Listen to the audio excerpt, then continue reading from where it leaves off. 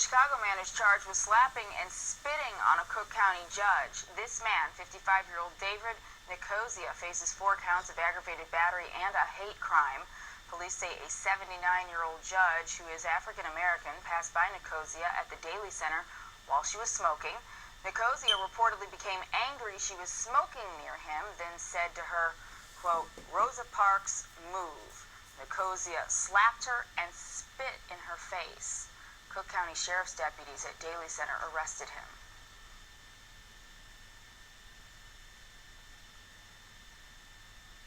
This is Beat Washington News. As you heard,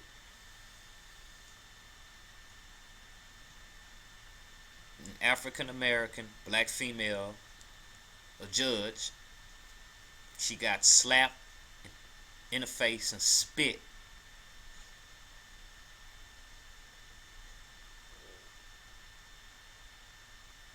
on by a white racist white man.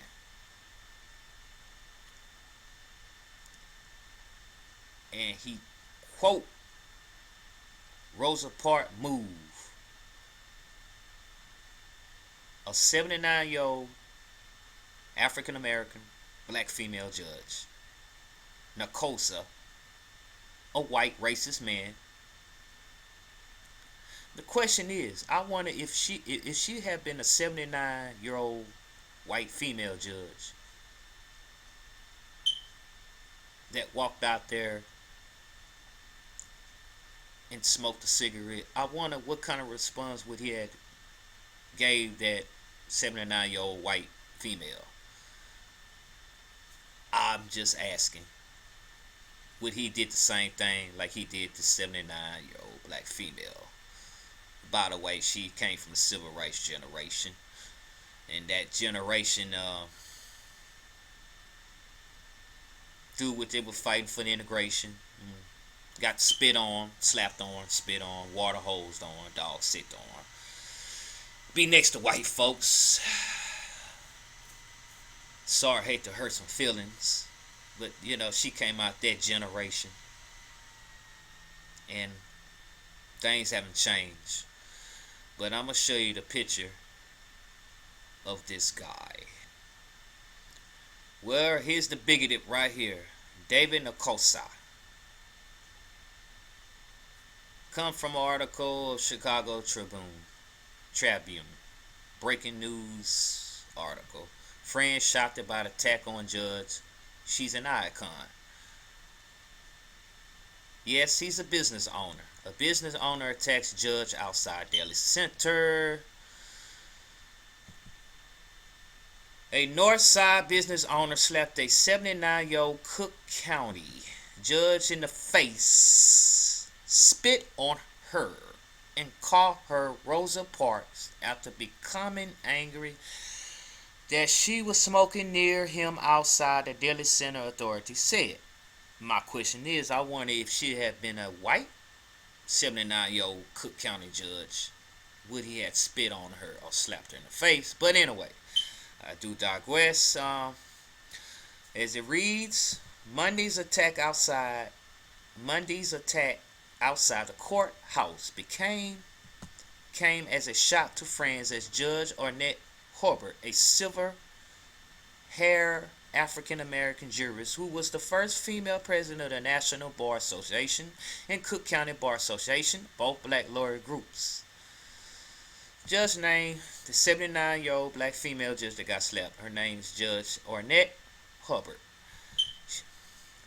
And the article goes to say, she's an icon in our community, says Dolores Robinson, past president of the Cook County Bar Association, who noted that Hobart, a former commissioner on the Cook County Board of Elections, had been an international election observer in Haiti and South Africa and have long been a voice on civil rights and women's issues. Cook County prosecutors said Tuesday that Hobart was outside the Daly Center smoking a cigarette when she walked past David Nicosia, of 55, year-old white male who became angry that she was smoking near him. The two argued. Nicosia, who is white female racist, stepped near her face and said, Rosa Parks, I quote. Nicosia, who is a white female racist, stepped near her face and said, Rosa Parks, move, and spit in her face. Prosecutors said. As he walked away, the law division judge followed him and called out for assistance. Nicosia then turned and allegedly slapped the judge on the left side of her face with an open hand, prosecutors said. He was then arrested by sheriff's deputies and charged with 4 counts of aggravated battery and a hate crime. Judge James Brown ordered him held on $90,000 bail Tuesday. Pretty sure he's a businessman. He'll pay that off. But anyway, the article continues. Chief Judge Timothy Evans, whose offices are also in the Daly Center, declined to comment. A representative of Judicial Rules of Conduct barred Evans from speaking about a pending criminal case. Born in Arkansas, Hubert graduated from the Southern Illinois University and John Marshall's Law School and began her legal career in 1969, working on civil rights cases, according to online biographies. As part of the city's African American power structure, she spent several terms on the city's election board as well as the Cable Commission. Hubbard was appointed to the bench in 1997, re-elected to a 6-year term the following year, and retained since in 2 more elections, most recently in 2010. Nicosia, the white female racist, whose state records show is president of an IT consulting business, has no prior Cook County convictions. His attorney did not return a message seeking comment. See, that's the people who have power, wealth, and businesses. But I'll digress. I'll comment on that. But friends of Hubert were left shaking their heads Tuesday. The friends of Hubert were left shaking their heads Tuesday. Wonder why. People of good common sense and decency, people of good heart should be outraged by this, Robinson said, not just because who she is, but that this happened to anybody, really. Yeah, this happened to anybody that's you consider as black, yes. Anybody, I don't know about anybody, because like I said, if she'd have been a 79-year-old white female judge, and she came smoking a cigarette outside, I wonder would Mr. Nicosia would have slapped her and spit her in her face. But anyway, enough talk. But this is the bigot right here. And here's another bigot. Now, remember this article? This happened a few days ago, last week. A Wisconsin Latino that invited and senator derails immigration rally. It was a rally by calling Obama the N-word. Here's for your black and brown coalition right here. You know, you remember this article. A prominent Milwaukee businessman. Here's another businessman like Nicosia called President Obama a nigger during an immigration reform rally on Wednesday, the Milwaukee Journal Sentinel reported. Roberto Ibarra was in the middle of an impassioned speech in which he criticized both Democrats and Republicans for the lack of progress in immigration reform. The Republicans are Nazis, he said. The Tea Party are KKK. But the Democrats are doing nothing for our country and for me. Mr. Ibarra said. He then claimed that the reported figures of illegal immigrants currently in the country are only counted the people with brown faces. The people who came here from Germany, from Soviet Union, they are here illegally, but you don't see them because you people are used to seeing white. If you white, you're okay. Also, he quote, and you're not white, you're selling drugs, you're smuggling, you're no good. Barra continued, I'm brown as I can be. I don't see anyone doing anything. They all passed the buck. The Congress has done nothing.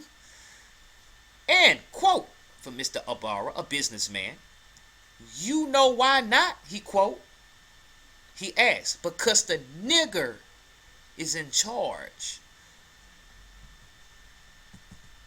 So here's another European Spanish classified as white.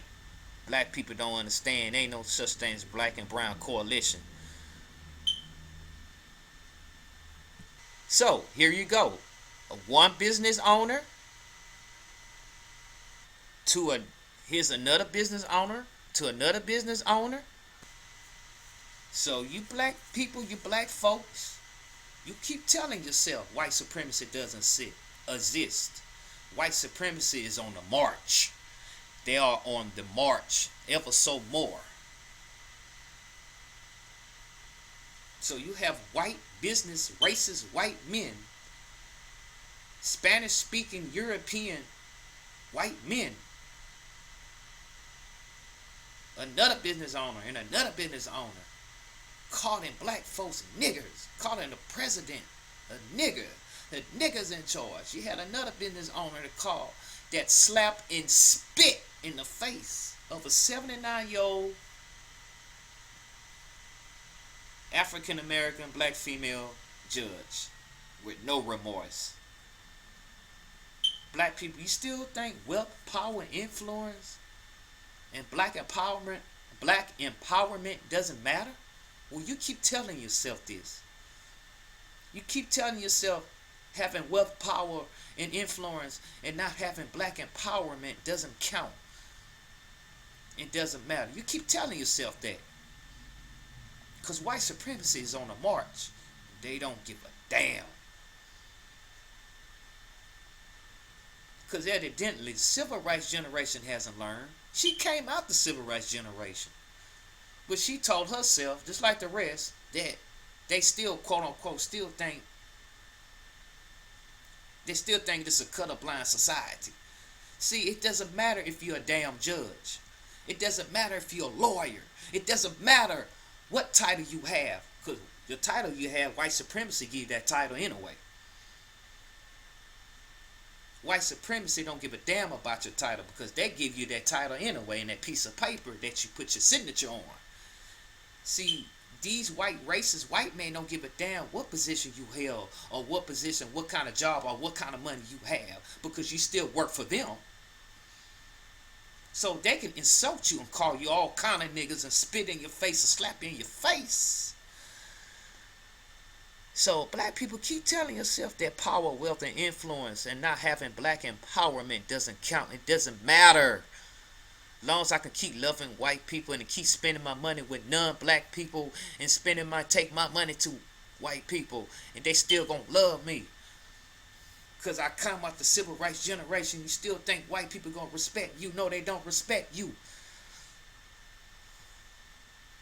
Because when you don't have a community, when you don't have wealth, power, influence, when you don't pass any inheritance to your children's, your grandchildren's.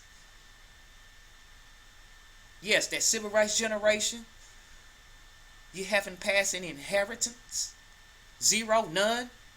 This is what happens. You get spit on. Rosa Parks move.